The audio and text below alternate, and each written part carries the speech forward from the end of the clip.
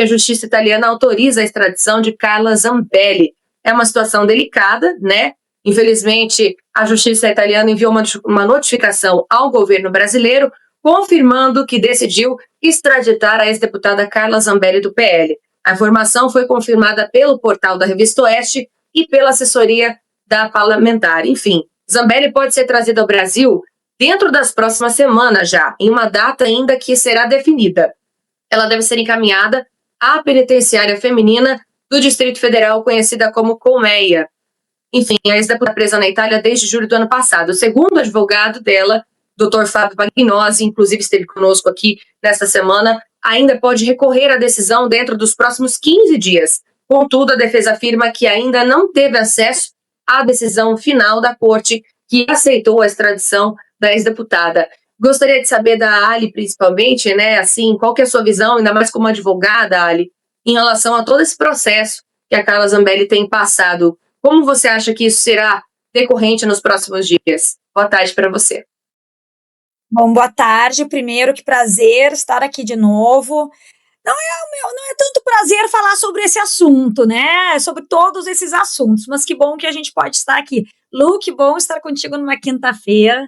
A gente que está tão combativa também em outras frentes, né? Bom, sobre esse assunto, a gente sabe que a legislação do o direito internacional, ele tem todas as peculiaridades e regramentos diferenciados, por assim dizer, mas era inevitável pelas regras que isso fosse acontecer mais cedo ou mais tarde. Agora, o meu ponto é que nem sempre vale a lei, nem sempre valem as decisões judiciais. E eu queria fazer trazer a lembrança do caso do Cesare Battisti, né, que é inevitável que a gente compare, porque foi um caso muito polêmico, envolvendo também extradição, envolvendo crimes, embora absolutamente diferentes. Não sei se vocês recordam, se a nossa audiência recorda, o Cesare Battisti foi condenado na Itália por homicídios, 4 homicídios, se eu não me engano, e a Itália pediu a extradição dele, ele estava no Brasil, e o então ministro da Justiça, Tarso Dutra, não liberou ele para voltar, não aceitou a extradição para que fossem mandados de volta. O STF já havia, inclusive, autorizado, e assim ele ficou aqui por anos, até 2018, quando depois, com a mudança do governo, ele acabou também fugindo. E por que eu faço essa lembrança?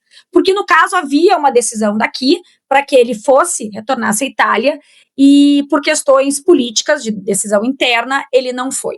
Então, eu fico pensando, que isso abriu uma enorme crise diplomática entre os países, que durou anos. Fico pensando se não seria um momento de uma revanche aí, né? A Giorgia Meloni se acabar também tomando alguma frente e manter a Carla Zambelli, que, embora seja condenada por crimes digitais, é um crime também que entra nesse enorme balde que a gente tem dos crimes de opinião no Brasil. Crime de opinião no Brasil é o crime mais grave que existe nesse Brasil, hoje é o crime de opinião, né? E não sei, avento essa possibilidade, porque, para ser bem sincera, é a única esperança que eu vejo aí nesse caso, que houvesse realmente uma questão política que intercedesse na discussão. Agora, gostaria de saber também da Lu, qual que é a sua visão em relação a isso, Lu, porque já é um assunto que a gente vem discutindo sobre essa injustiça, né? Não só que Carla Zambelli tem passado, mas também, né, o ex-presidente Jair Messias Bolsonaro, que até que, enfim, agora vai ter esses 90 dias para ficar em casa e se recuperar de alguma forma depois que ele sair, obviamente, do hospital, porque não tem previsão de alta, e, ao mesmo tempo, todas essas injustiças que a gente vem vendo em relação ao 8 de janeiro, né? Os presos que estão realmente envolvidos em relação a isso. Qual que é a sua visão sobre isso, Lu, também? Boa tarde, exatistas, minha amiga Ali, a gente está à frente bem de forma combativa em outras pautas também, e boa tarde, Laísa, e a todos aqui.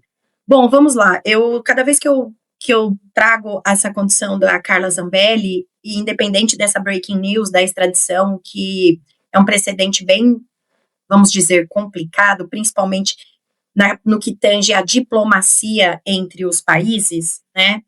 Eu gosto sempre de lembrar do caso Daniel Silveira, tá? Quando Daniel Silveira foi preso, e eu não estou aqui defendendo a posição ou o formato que ele adotou à época, de xingamento, desse tipo de coisas, de ofensas, né? Mas ele foi preso por crime de opinião, que é o crime hoje no Brasil, realmente, como a Ali aqui já colocou, é o crime mais pesado no Brasil.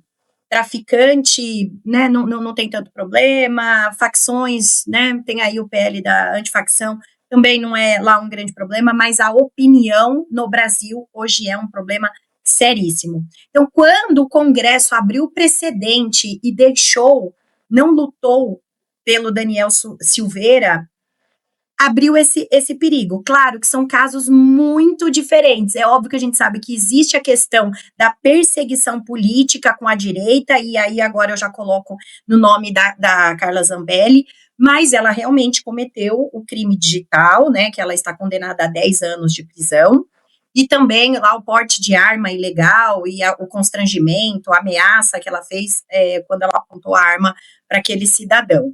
Mas observem o que eu venho pontuando aqui, simplesmente o abuso dos nossos juízes, o abuso da Suprema Corte, o autoritarismo, a saga de vingança, a saga perseguitória. Então, isso fica muito claro. Agora, o advogado, né, Dr. Fábio Varreiro, advogado da Carla, só que na diplomacia, se a Itália faz a opção por não extraditar a Carla Zambelli para cá, a diplomacia fica estremecida entre esses países.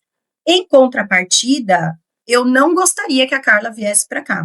Para cá, ela vai cumprir a pena na colmeia, lá junto das presas políticas do 8 de janeiro, mulheres idosas, doentes, presas, que cadê as imagens do 8 de janeiro? Então, assim, são coisas que a gente bate na tecla desde o fato ocorrido no 8 de janeiro, porque misteriosamente essas imagens sumiram.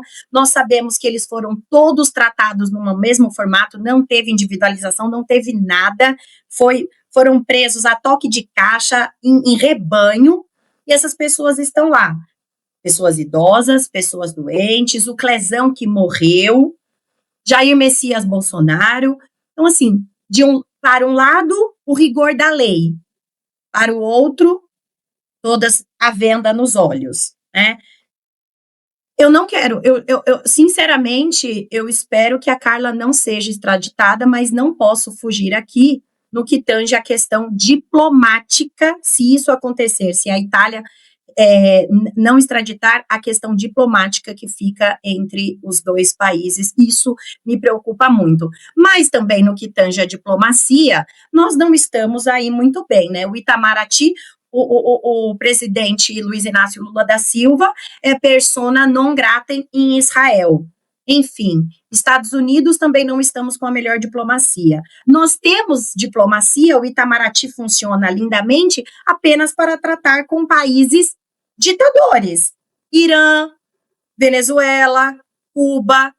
Então, veja, não é uma questão necessariamente apenas diplomática, e sim sobre qual espectro que está sendo defendido, qual lado que está sendo defendido, o Itamaraty fica bem ou fica mal. Isso é muito triste.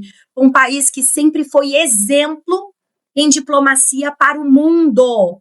Isso é de uma perda para todos nós, brasileiros, e é quando o viés político e a ideologia cega toma conta de instituições que são de Estado e não de governo. E hoje é o que nós vivemos no Brasil, em todas as esferas do governo, em todas as instituições. Não temos mais instituições de Estado, temos instituições de governo. É isso, Laísa.